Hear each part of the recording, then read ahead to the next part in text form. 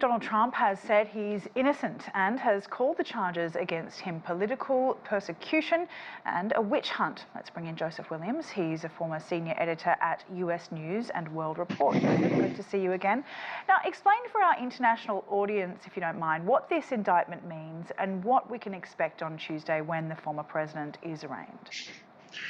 The indictment basically accuses the president, as your correspondent said, of falsifying records, of trying to delay any kind of story that the actress named Stormy Daniels would give to the public ahead of the 2016 presidential election. And basically the broader theory of this case is that he did something illegal to keep the public from knowing about something sordid ahead of the presidential election, and he conducted those illegal acts allegedly while he was in office by paying Michael Cohen money to pay Stormy Daniels and reimbursing Michael Cohen under the guise that it was legal expenses that he was paying Cohen for. Cohen, his well-known fixer, who actually did do time in jail for his part in the conspiracy theory. Now, the case is far from ironclad, mainly because Cohen has a damaged reputation for his role in the case.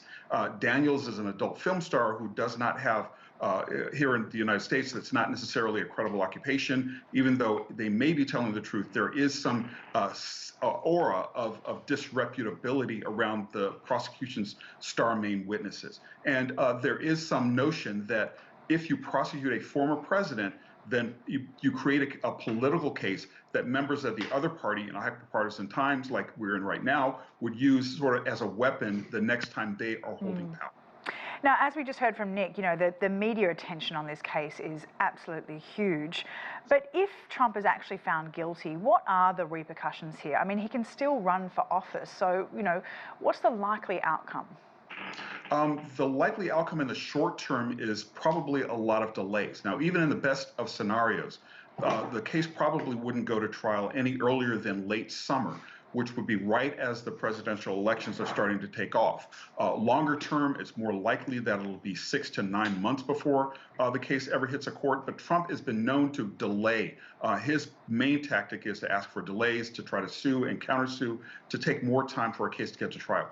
Now, if the case actually does happen and Trump gets convicted, he still can run for office, but there will probably be a series of appeals, which may mean sometime, years perhaps, before he may even face the prospect of going to jail. So there's a long road to go before we get to any kind of repercussions or potential punishment for the former president if he's found guilty.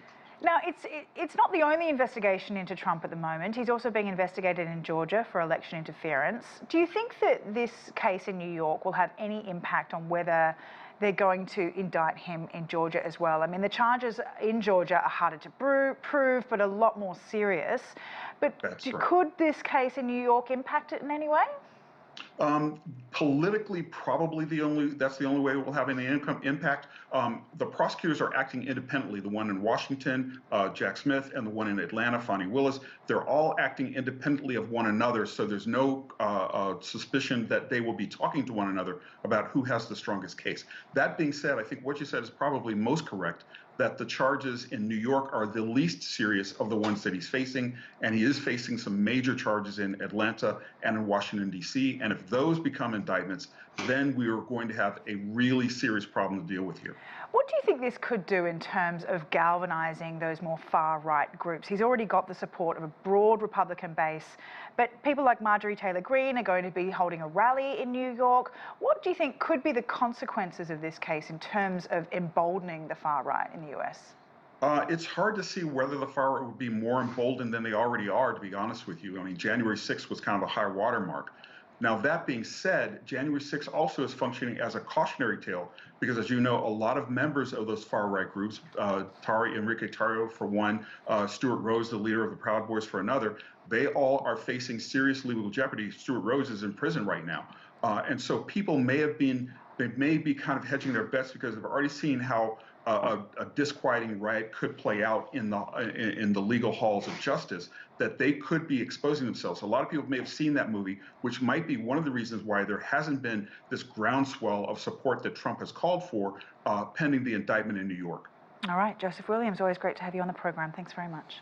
My pleasure.